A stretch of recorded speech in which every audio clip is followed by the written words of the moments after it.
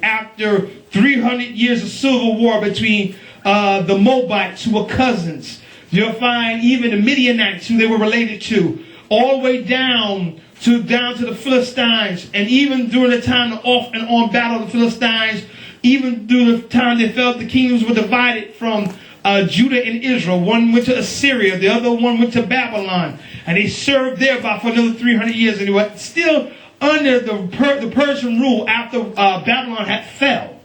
God was still merciful, was still dealing with them, and how somewhere in the line there, somebody had sinned.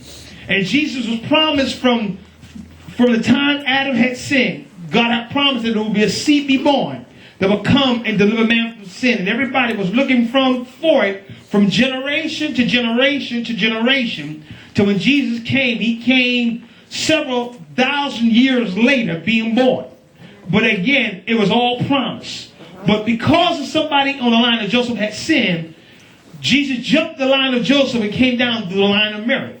Because if any of you have done any reading, you may read the story of Ruth and Boaz. Ruth was the grandmother of David, King David. And if you go further, then you'll find and trace it on back and all tied back. And this is why they called him the son of David, because any king back during that time that lived a certain way, that lived right before God, at the closing in Kings, they were said, and they slept with their father David.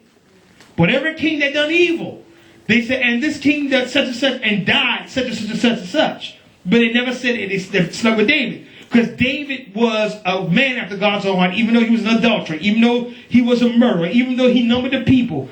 God still had mercy on David because David's heart was right towards God, and he wanted to please God. Amen. Now, here, showing you that what they call the genealogy or the lineage or the line.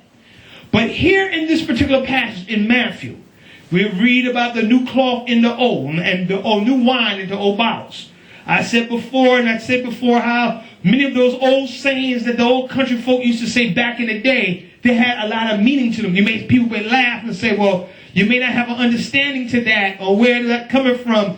You would know it had a meaning behind it. Just like you may hear them say, you can take a horse to water, but you can't make him drink. There was a saying behind that. Everything had a meaning. Or just when they would say, you can take the pig out the slop, but you can't get the slop out of the pig. Well, that meant, in other words, that pig, and when Jesus made a parable, made a point about casting your pearls among swine. What he meant by that, the pearls mean the valuable things and the valued treasures of God. You cannot tell the valued things of God to an unregenerated man or woman.